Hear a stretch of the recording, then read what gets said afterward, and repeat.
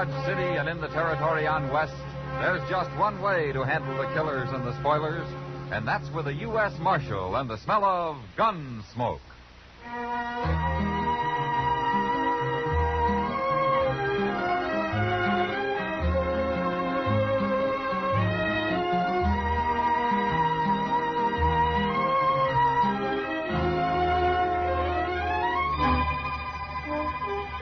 Gunsmoke, starring William Conrad. A transcribed story of the violence that moved west with young America.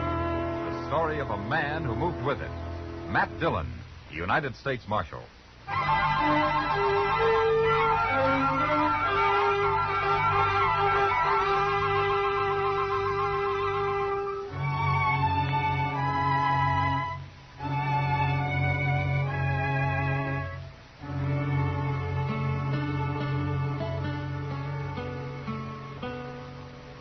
I turned them all loose, Mr. Dillon, like you said.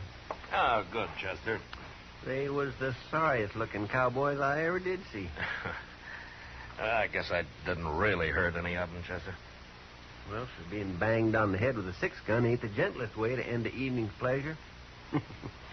Now they'll live. Yeah, they've been taking their pleasure too seriously. Yes, sir, but things quieted down a little last night after you locked up them five. There might have been real trouble otherwise. I just don't know what's got into everybody lately, Mr. Dillon. Well, it goes like that, Chester. Things will be peaceful enough for a while till some wild outfit like this drag our herd hits down. Then you gotta come down on them hard and fast before they really get the bit in their teeth. Mm-hmm. You sure did last night. Well, it isn't over yet. You Marshal Dillon? Yeah, I am. My name's Rance. Well, I'm glad to know you, Rance. I boss the drag our herd up here from down around Matagorda. That's in Texas, Marshal. Yeah, I've been there. You have? Well, you better not go back. Oh? We might give you the kind of welcome you're giving us. What's your complaint, Rance? Buffalo and my men. 5 of them come into camp this morning with blood in their hair. They said you'd done it. Yeah, I did. And if I hadn't, they might have been shot. Or shot somebody else. Yeah, it's a good thing for you took them on one at a time. I'd have taken them anyway. Look, Rance, this town was on the edge of a riot last night. I stopped it. And I stopped it without any killing. It's a man's own business. He wants to pull out his gun. Not around here, it isn't. Marshal, I can't ask men to come up the trail the way they do and take to drinking soda water and talking in whispers. What kind of a town is this, anyway? It's a good town. Now, you and your men can drink and gamble all they want in it. But they can't shoot the mirror off the wall at the Ala Fraganza, and they can't grab town women on the street. They can't break the bartender's arm in the Oasis, and they can't offer to shoot anyone that tries to stop them. It isn't that kind of a town. Well, sure, they get a little frisky, but there's no harm in it, I can see. Now, sooner or later, it'd lead to killing. You know, I gotta draw the line somewhere. So do I, Marshal. Oh? What do you mean? I mean I won't drive cattle to Dodge no more. And I'll spread the word it's a no-good town. And you people can live off sodbusters and buffalo hunters. This place will starve to death. I'm hired to keep the peace, Rance. Any way I can. Keep it, then. We won't bother Dodge no more. Goodbye, Marshal.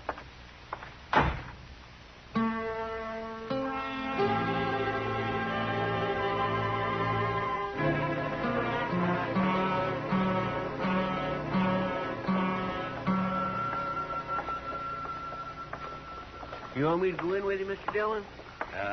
No, Chester. You better wait outside. Okay, sir. What do you think they're up to, anyway?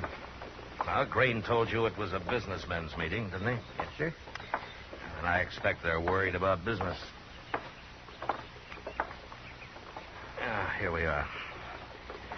I'll be out shortly. Yes, sir.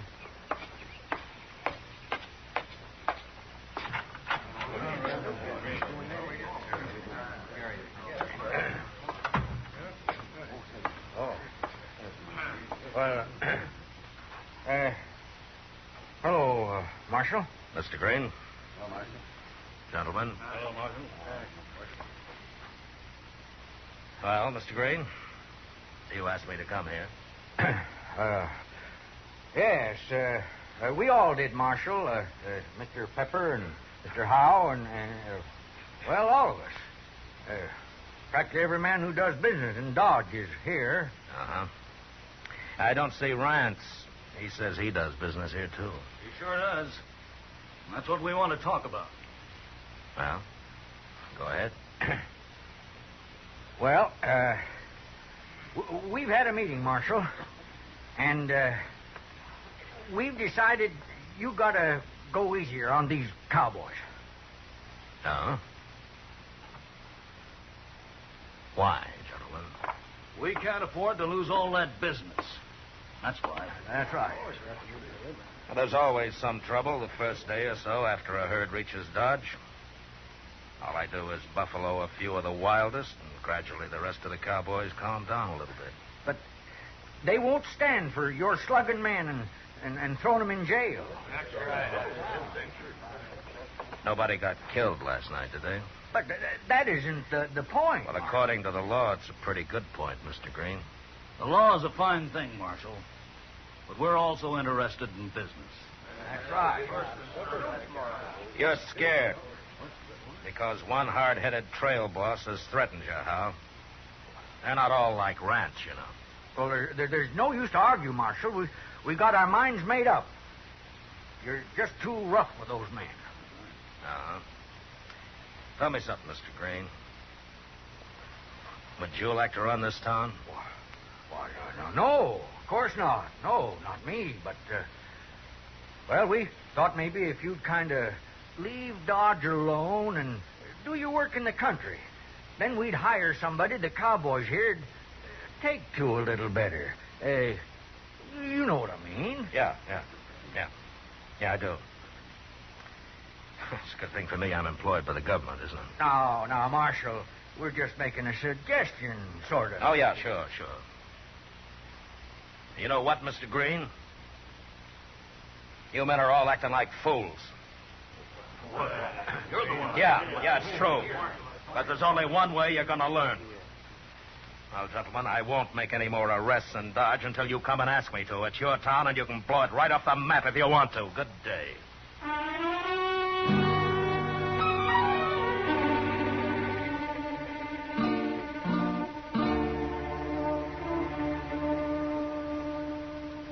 I got the mail, Mr. Dillon. What there was. Well, I'll look at it later, Chester. I'm going to have a lot of time. Yes, sir.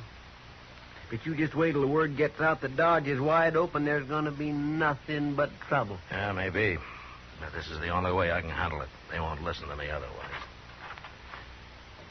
Excuse me, Marshal. Well, what for? Well, I don't want to bother you none, but I thought I'd better come and see you. Well, you're not bothering me. I sure hope not. Well, what can I do for you? Marshal, you don't know me, but I've heard about you. Yeah, it seems like a lot of people have lately. I know. Marshal, Well, go ahead, mister. There's nothing to be afraid of. I'm the new constable. What? The new constable. They picked me. I had to take it, Marshal. I'm so broken all. You sound like you're apologizing. Well, I guess I am. Well, I didn't want you to be mad at me. I needed the money, and that's why I'm doing it. That's all right. Somebody had to take the job. I just didn't know they were going to call it constable. Well, they want it to sound as peaceful as possible, I guess. Yeah, sure. Well, what's your name, mister? Willard? Willard? Yes, sir. Willard Band. Yeah. Well, where are you from, Willard? Well, sir, I used to be a cowboy, but then I got so fat and all. I just sort of work around wherever I can. I've been awful broke. Yeah, Marshal. you mentioned that. Yes, sir. How come you're not wearing a gun? Well, shucks, Marshal, I don't never wear no gun. I don't even know how to use one very good. Well, then you're a whole lot better off without one. I don't aim to get in any fights, Marshal. If there's any trouble, maybe I can just sort of talk him out of it. Yeah, maybe. Well, Willard, I wish you a lot of luck. Well, thanks. I got to be going now, Marshal. I'm on pay already. So long. So long, Marshal. So long, mister. So long. Oh, my goodness, Mr. Dillon. Yeah, I agree, Chester. They will ruin that poor fellow if he tries to stop him. He won't even raise his voice against him. But they sure might ruin Dodge.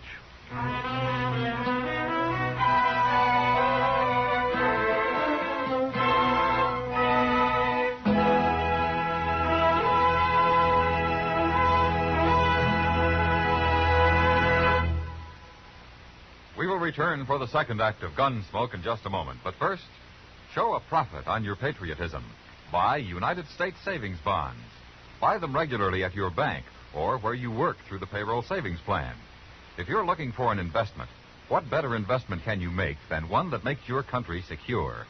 U.S. savings bonds help Uncle Sam foot the bill for defense, cut into inflationary trends, make purchasers equal partners with the government in running the country. Buy United States savings bonds, paying 3% interest when held to maturity, and show a profit on your patriotism. Now the second act of Gunsmoke.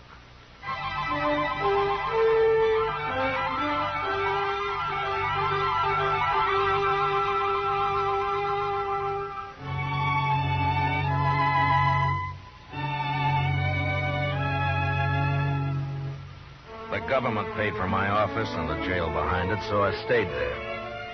I was sure that Constable Willard Band, broke and fat and humble, wasn't going to manhandle any randy Texas cowboys and throw them behind bars. And the first 24 hours passed peacefully enough. The drag our outfit was busy moving their herd across the Arkansas and didn't get into town. But the next day, a new herd arrived. And that night, it seemed like all the Texas had come to Dodge. By midnight, no man, unless he was armed and ready to fight, should have been on the street. It was Doc who told us what it was like when he came into the office where Chester and I were sitting it out playing a little two-handed 21. Oh, it's a fine thing when the U.S. Marshal holds up in his office when men are getting shot up and knifed all over town. Well, I hope that's not true, Doc. It is true. I just come back from trying to save the second victim. The first one's already dead. Cowboys or citizens? Cowboys. They'd have been citizens, I suppose. Those dunderheads would have been in here on their knees begging you for help. I don't want them on their knees. Oh, I know, Matt, but it's getting worse. Why, that last fellow, they wouldn't even let me bring him back to my office. They said he might as well die right there on the floor of the Texas Trail. They did? They sure did.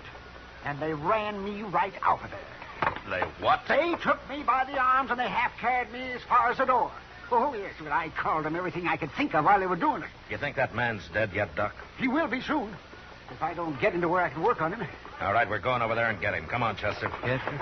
I told him I wouldn't make any arrests, and I won't. But nobody's going to stand between Doc and a wounded man.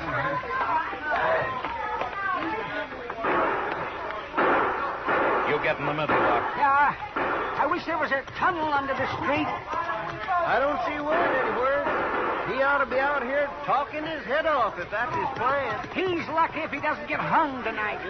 Watch your gun, Chester. Don't let anybody grab it. No, sir, I'm carrying my hand on it, Mr. Dillon.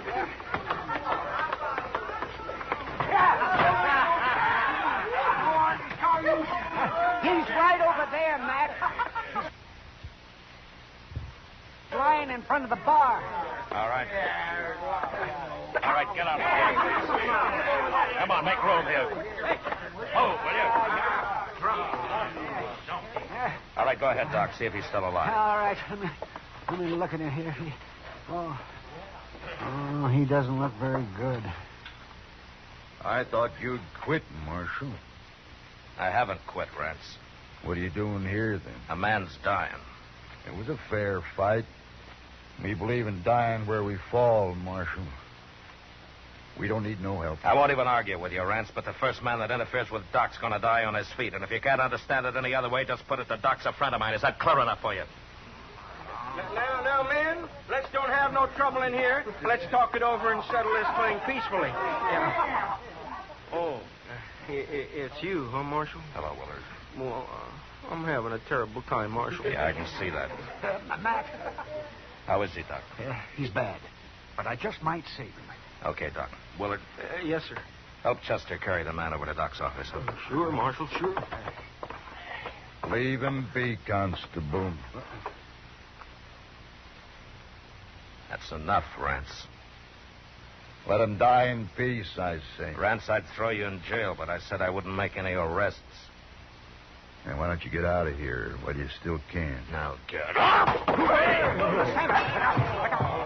All right. Now I'll shoot the first man that touches a gun. All right, Chester, Willard, get moving. Come on, Will. You lead the way, Doc. That's all right, Doc. Let's hurry. That man won't live long if we don't.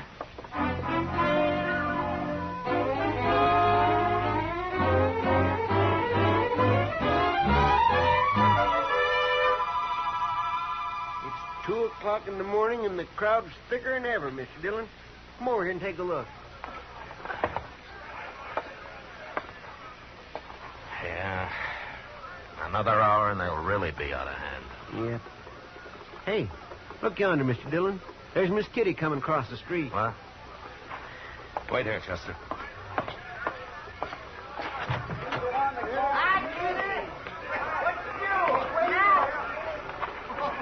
What are you doing out here, Kitty? I was coming to find you.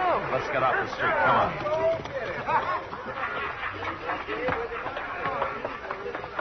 Oh, phew. It's getting worse.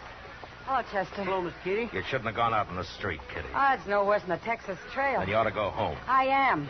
I'm all through till somebody puts a lid on this town. That Rance is over there right now, Matt, getting drunk and calling for blood. There's been enough blood around here already. How is he, the one you got out of there?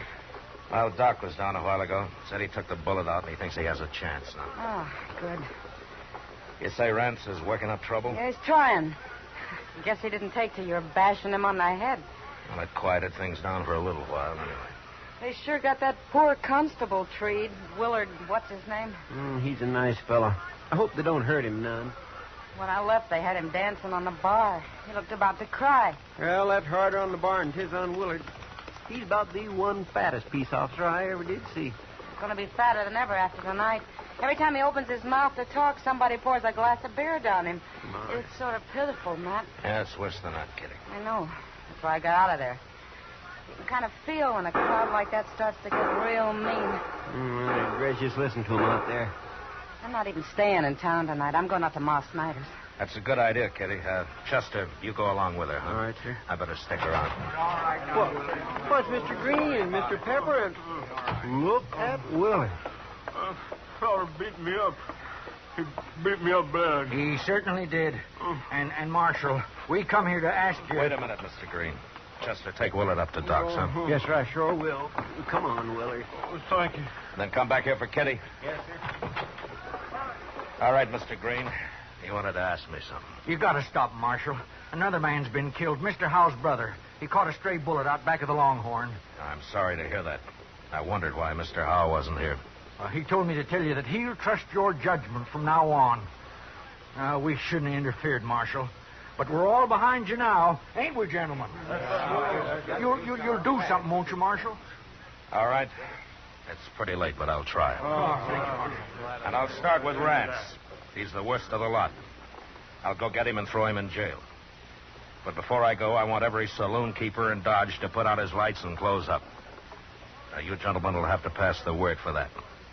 I don't want to be seen till I go for Rance. Oh, we'll do it, Marshal. We'll do it right now. All right, then get going before it's too late.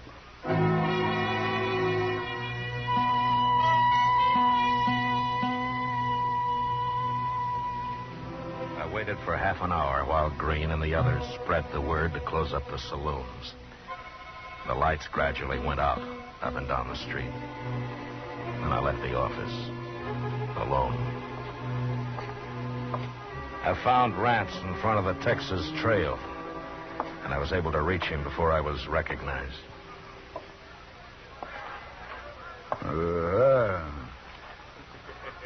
Marshal's back. Let's shoot him, man. You better get out of here, Marshal. We ain't in no mood to fool. Neither am I. The street's closed, Rance.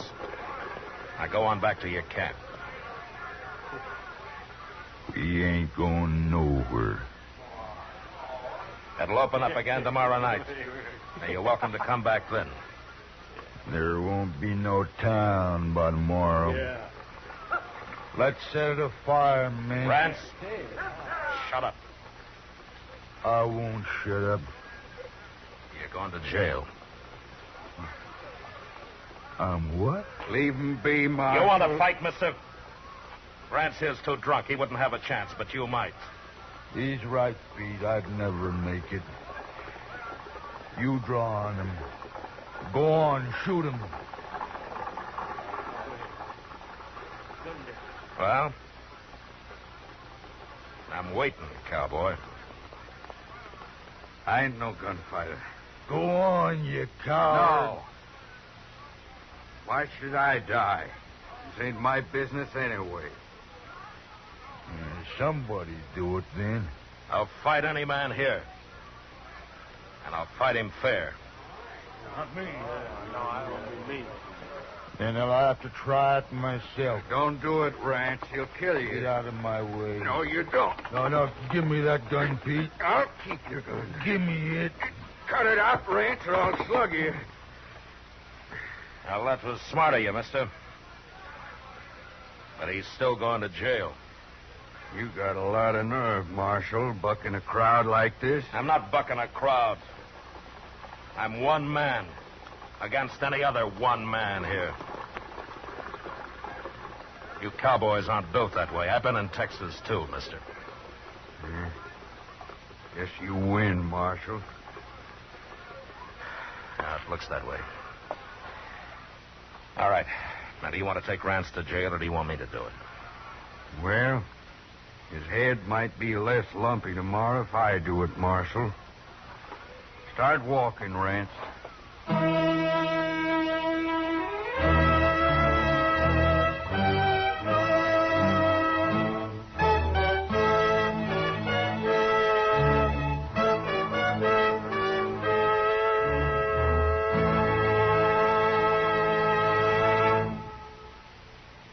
Gunsmoke, transcribed under the direction of Norman Macdonnell, stars William Conrad as Matt Dillon, U.S. Marshal. Tonight's story was specially written for Gunsmoke by John Meston, with music composed and conducted by Rex Corey. Featured in the cast were Jack Crucian, John Daner, Joseph Kearns, Fred Mackay, and Vic Perrin. Parley Bear is Chester, Howard McNear is Doc, and Georgia Ellis is Kitty. Gunsmoke has been selected by the Armed Forces Radio Service to be heard by our troops overseas.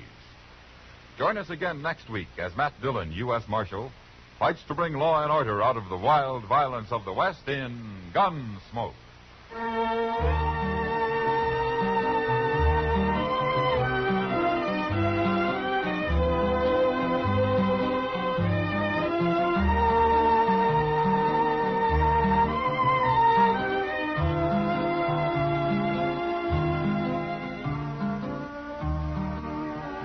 Monday night, hear Van Heflin as one of America's most notorious criminals in a thrilling fact drama titled The Last Days of John Dillinger. Radio's outstanding theater of thrills, suspense, traces Dillinger's last daring escape, his desperate last resort of plastic surgery to change his appearance, and finally, his involvement with two women who brought him trouble and disaster. Hear it all on CBS Radio's Suspense, Monday night on most of these same stations. George Walsh speaking. You ride a real squad car with Night Watch, Mondays on the CBS Radio Network.